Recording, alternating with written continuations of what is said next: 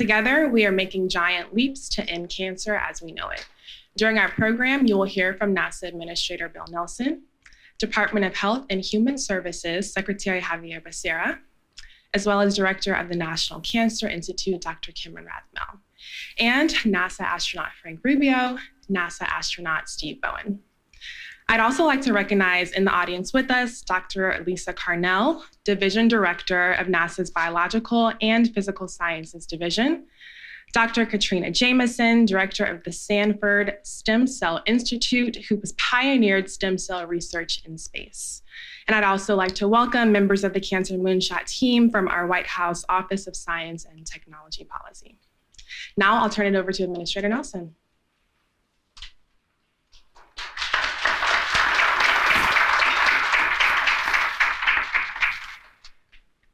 So this is personal to me because 38 years ago, when the administrator of NASA, Jim Beggs, decided that in the early part of the space shuttle program, that NASA was going to train and fly the chairman in the Senate and the chairman in the House as a payload specialist. And I had just been elected as chairman of the Space and Science Subcommittee in the House. And in the formal letter of invitation, he said that I want you to decide the experiments that you're going to do on orbit. It just so happened that in my capacity as chairman, I was at the Marshall Space Flight Center in a tour and a briefing.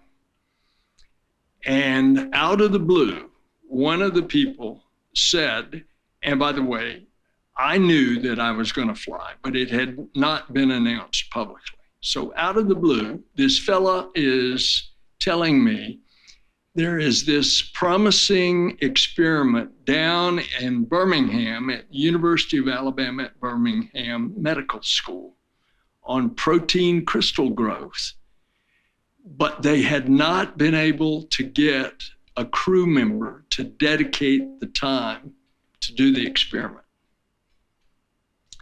It just so happened that just a few months earlier, I had lost a girl that was like a sister to me to breast cancer. So I was highly sensitized. And when I heard that, I knew that that was the experiment, the primary one. I ended up doing 12 medical experiments, but that was my primary experiment. This is me. It's a rather crude thing. What they do today is automated. Mine obviously was done by hand. You can see it's much more sophisticated today. This was a rack that I had to pull in and out. It had no vibration control. There was no temperature control. Very, very crude. But you ought to see this, although not the crystals that I grew, they're even more dramatic than this. You can see crystals grown in one gravity on Earth and crystals grown in microgravity on orbit. And so what these guys have done is they do this experimentation while they are on orbit for 6 months. In the case of Frank, bless his heart, he was there for a year. And they're starting to have dramatic results. So take, for example, protein crystal growth, which allows you to grow a larger and, to use my unsophisticated terms, more pure or ultra pure crystal, which allows you then to better understand its complex makeup in the molecular structure, which allows you to then manipulate it to do what you want to do in cancer research. And one of the things that they are doing, for example, the drug Keytruda. Keytruda is this phenomenally successful drug against several types of cancer. As a matter of fact, remember, President Carter had been given like 2 or 3 months to live, and he was administered Keytruda. He is still alive. This was 2 or 3 years ago. Well, what they've discovered by being able to analyze the drug, they can make it in more pure form by what they've learned on analyzing the drug in microgravity. And as a result, a patient doesn't have to do the painful and often very lengthy IVs in the hospital, but can do it in a doctor's office with a shot. That's just one example. Another example, they can determine with this crystallization, they can determine the markers that they can attach to a cancer cell, which enables the drug to get to that cancer cell and not kill all the surrounding tissue. That's just one thing. Another thing, stem cells. You think about it, millions and millions of stem cells. And we grow them on Earth, and they, again, this is my unsophisticated analysis and explanation. They all, because of gravity, clump together, and a lot of them die. You take them to microgravity, and they're suspended.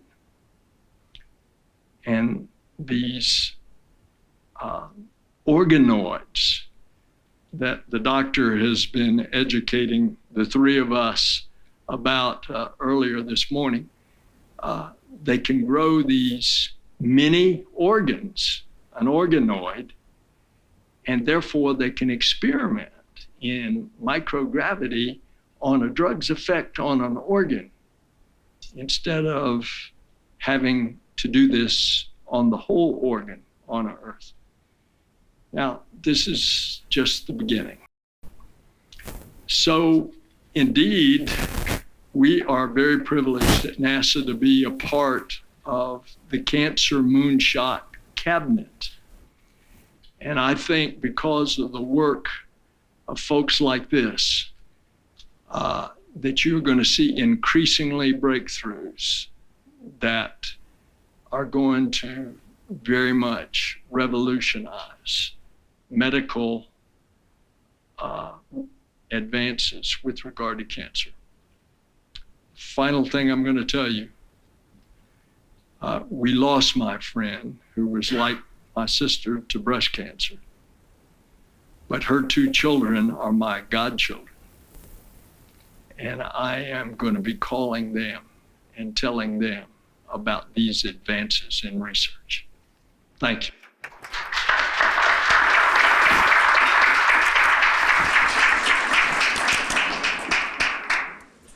Now I'd like to welcome up Secretary Becerra.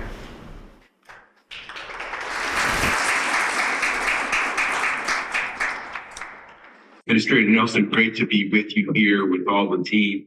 I'm just an attorney, so I'm going to get at you real quickly because I'm in between scientists and astronauts and those who are really doing the work on cancer discovery and cure. And I think it's fantastic that you see this partnership that has to occur for it to happen. At HHS, we take very seriously the president's words that we must change the way we look at cancer and that we have the capacity to truly save lives. And so at HHS, we want to be able to launch NASA in this effort, President's effort, and in Cancer Moonshot. And I think we look at this as a reality. So when you take a look at astronauts like astronaut Bowen and Rubio and the work that they have done already, and the future astronauts will go up. And I think Dr. Jameson was thrilling us with the work that she is doing at UC San Diego that could help us bring those cures for cancer far faster. And when you can accelerate by 10x the opportunities to discover where we need to go, that's a phenomenal thing. At HHS, we recognize that to get that rocket up in space, you need some fuel. And as the president has recently announced in his budget, we are putting close to $3 billion into the Cancer Moonshot because we believe in this fiscal year of 2025 coming up, we can make a real difference, but you need the fuel. And we intend to go up into space to make those discoveries because Dr. Jameson can't wait another 10 years. And so I hope that with the courage of our astronauts who are going up and helping us make these discoveries, that we will be able to make a phenomenal change in the lives of people really soon. At HHS, and here is where I have the opportunity to introduce Dr. Kimberly Rathmel, who is our top dog when it comes to science and how we do cures in cancer at the National Cancer Institute. I will tell you that her team is going to be working with Administrator Nelson's team and so many others across the nation to make sure that we get to the moon when it comes to cancer. And so I am thrilled that this partnership, spearheaded by someone who personally is dedicated to make this happen, President Joe Biden, that we're going to have these opportunities. And I'm hoping, I'm keeping my fingers crossed that our buddies down the street in Congress will have the good sense to support the funding requests that we have made on behalf of NASA, on behalf of the Department of Health and Human Services, and so many of the agencies that will work with the experts like Dr. Jameson to make this happen. And so with no further ado, I wish to present to you and have the real expert on the issues of cancer and bringing us the cures to cancer, our leader of our team, Dr. Kimberly Rathmel.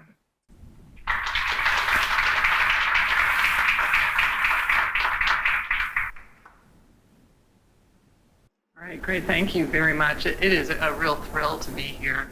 Just a huge honor and to get to talk to you all.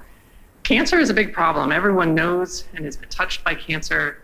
Almost 2 million people this year will be diagnosed with cancer in the United States. 600,000 will die. In spite of those incredible numbers and 20 million people with a diagnosis of cancer, we've made remarkable gains, and death rates are declining and 5-year survival is increasing, and that's all because of research. The impact of the National Cancer Program and the National Cancer Plan and the Biden Moonshot is to say that everyone plays a role in the efforts for cancer and that we all work together. And so this is a tremendous partnership. So I'm really proud to be here and to think about the all of government approach of the Moonshot, which is so important and really highlights the incredible work that we do together. I can't underestimate, I'm going to say just how excited I am to be here. So I didn't totally introduce myself because I'm a medical oncologist. I see patients with cancer. I've been a healthcare administrator. I came from being a chairman of medicine. I run a laboratory. My PhD is in biophysics. And so I am feeling really like a little bit of my geek on here to be at NASA. And I also wanted to tell you that, how did I get to do those kinds of things is that, in 1982, I was one of the kids who applied to space camp, and the ability of space to capture the imagination is huge for everyone. And it is meaningful even for those of us who grow up and become cancer biologists.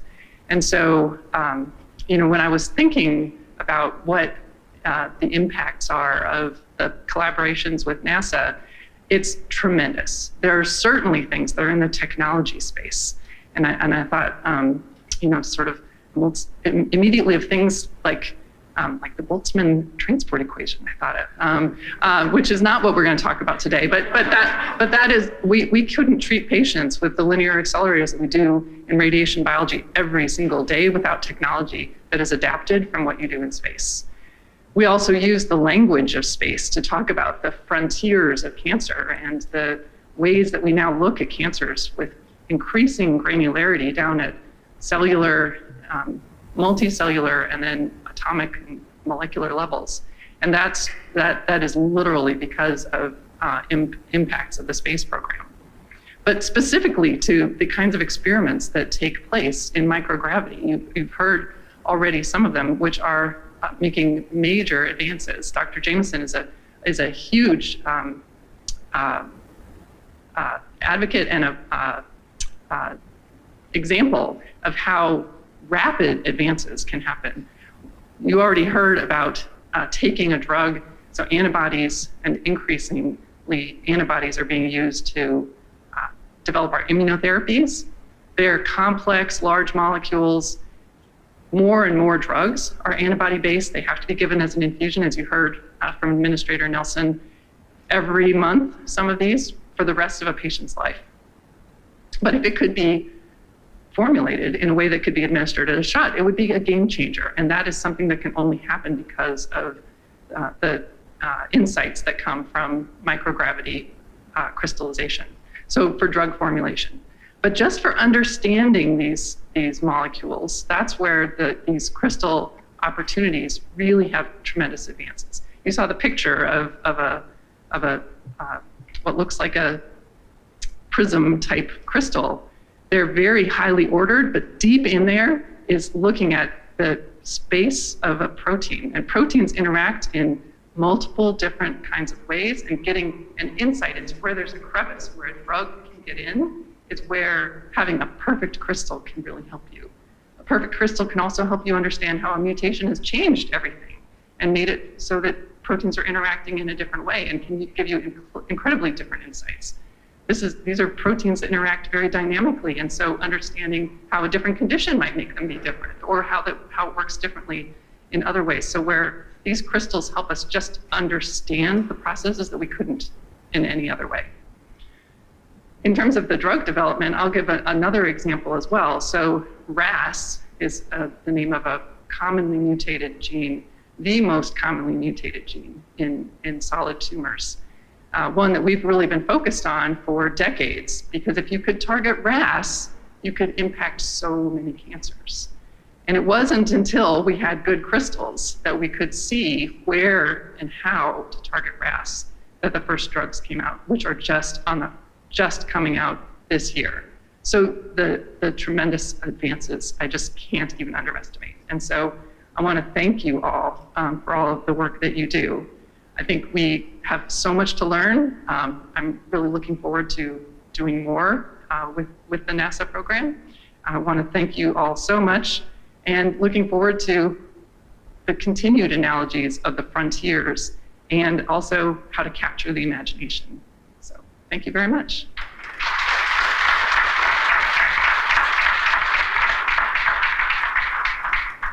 I want to thank each of you for sharing your thoughts with us. In case you haven't noticed, we have some of our greatest ambassadors up here, our astronauts, and today we'll hear from two of them. They've all conducted groundbreaking research in space to help fight cancer on Earth. But first, we'll hear from astronaut Frank Rubio, who returned to Earth last September after spending a record-breaking 371 days in space, the longest single space flight by a U.S. astronaut in history. Then we'll hear from astronaut Steve Bowen, who most recently served as a flight engineer on Expedition 69 to the International Space Station. Frank?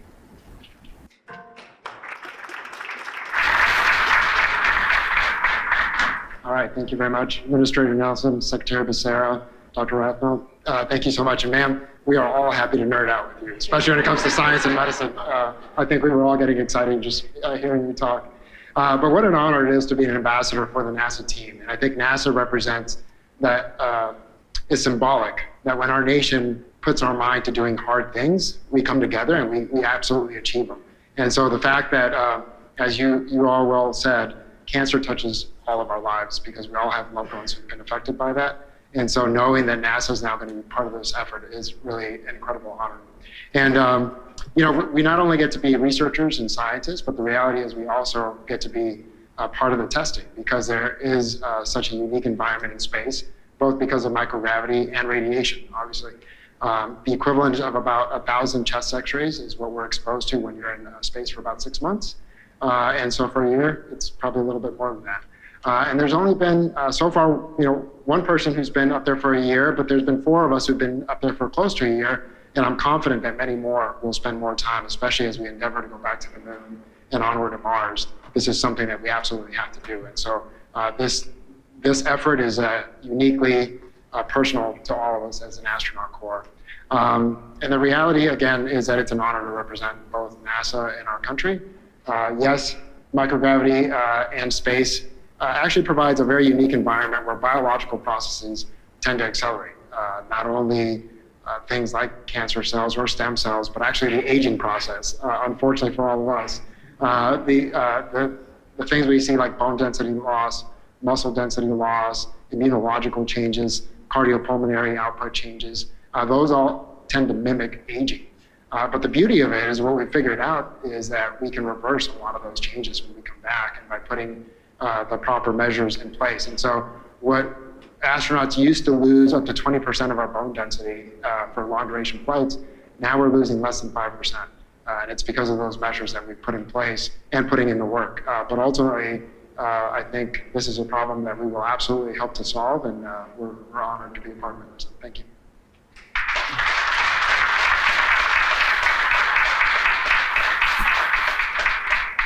Thank you. Now I'll welcome up Steve Bowen.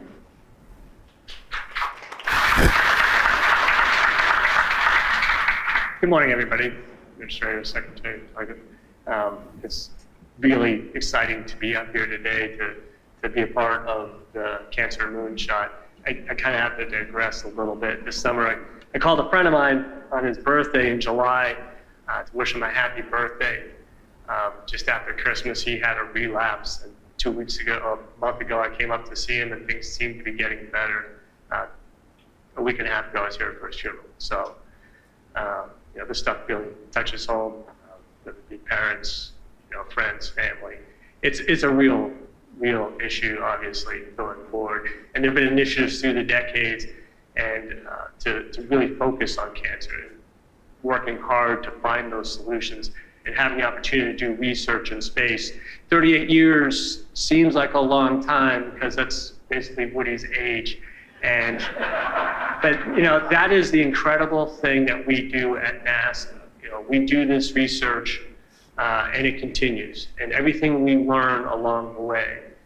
When I first started going to space station, there was a crew of 3, and we had to spend an incredible amount of time maintaining and operating that station alone. The amount of time that we had to focus on research in particular was a lot more limited, and the capabilities of the vehicle were a lot more limited. But now, with a crew of 7, 4 USOS astronauts at any given time, the research we're able to undergo and conduct on orbit is exponentially increased. Plus the automation that we now have. I've been around a while, so I helped build the space station, and I kind of joke. So we had VTRs. You all know what video tape recorders? No, some of these people don't remember video tape recorders. But that was a major way of collecting data.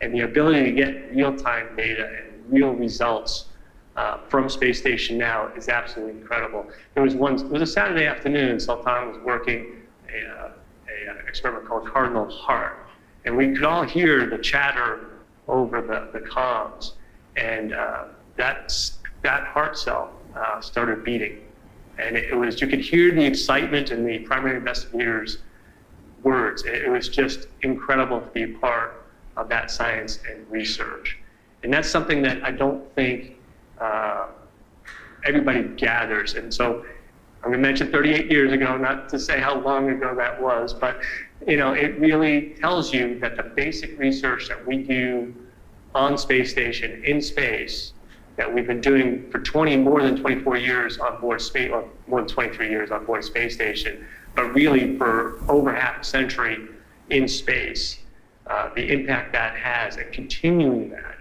as we go forward, whether it be on space station for at least another 6 years or onto other vehicles, and the rate of what we can do in space with our communication systems and the dedication of fellow astronauts able to help work those experiments is absolutely incredible. So I'm incredibly excited to help represent the Cancer Moonshot for obviously a number of reasons, but the excitement that it will bring, the research opportunities and focusing what we have learned on the ground and in space and continuing to learn those things.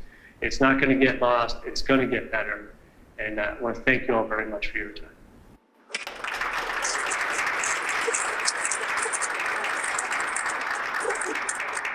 Thank you all so much.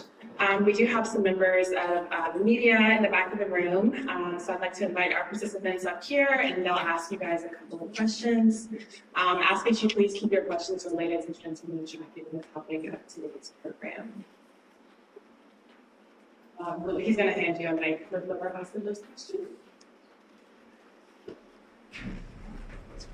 Hi, Dan Diamond of the Washington Post. Within a decade of President Kennedy's famous moonshot speech, Americans were on the moon. How far are we from President Biden's goal of ending cancer as we know it? Are we years? Are we a decade? Okay. Yeah. Read that to me. So let's see how to answer that question. So we're ending cancer as we know it every day. So I'll start there. So when I think about what does it mean to end cancer as we know it, that's actually the harder of the two goals, by the way. It's ending cancer as we know it and reducing the death rate by 50% by 2047. That one I think that we can do. The curve is already declining toward that. We make that curve go a little bit faster and we'll get there. So cancer is, number one, knowing it is taking all the parts of natural cancer. We need to work on prevention and people owning a piece of how to avoid ever having the cancer, or detecting it early and managing it much more effectively. That will be a part of ending cancer as we know it. Ending cancer, as we know, will also be the kinds of treatments that we're talking about that take you to a space where you go to the doctor, you've got a diagnosis with cancer, they have a treatment algorithm, you go through it and you're done, and your cancer is cured. That is true today for so many more cancers than it ever was. And so getting it to a place where people have that experience as the expectation rather than something that they're not aware is even possible, that will be ending cancer as we know it. And taking away the fear so that people don't do the prevention and the early detection and management of the cancers that they have. That's part of ending cancer as we know it. So I do think that that's happening. And it is really inspiring to me to go and talk to people and say, you know, what's your family's experience with cancer? And they say, oh, my mother had breast cancer, but it was nothing. That's exactly what I want you to say. Like, that's what I want cancer to be. Now, we all have, I lost my mother to cancer this year. I know that we are not there yet. We don't have a cure for all the cancers, but we are one by one knocking them off. And then the other, sorry, I'm taking a long time to answer this question. The other thing, as I've been giving the moonshot analogy, you know, you all are already thinking well beyond the moon to other places that you're going to go. And when I think about cancer, and cancer is not one disease, cancer is 1,000 different diseases. And tackling each one takes things that we learned from the first, but also we have to learn lots of new things as we go. And so the Cancer Moonshot for us is a little bit like telling us we're going to get to Mars and maybe 5 other planets that all have a little bit of a different angle to them. And that's all right, we're up to that challenge. So that's what it's going to be to end cancer. So timeline, a little bit every day.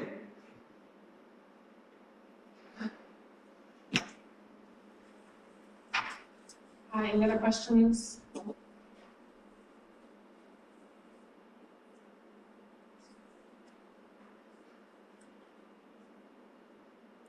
Thank you, for Secretary in Spanish, if it's possible.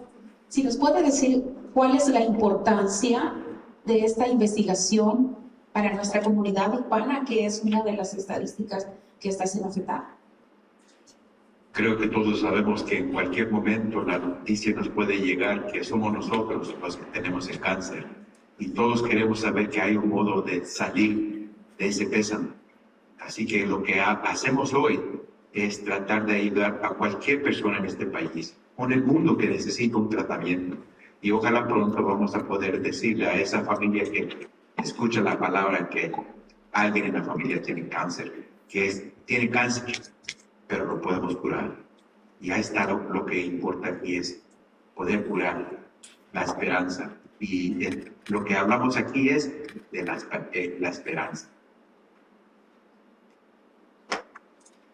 can translate there. No more questions?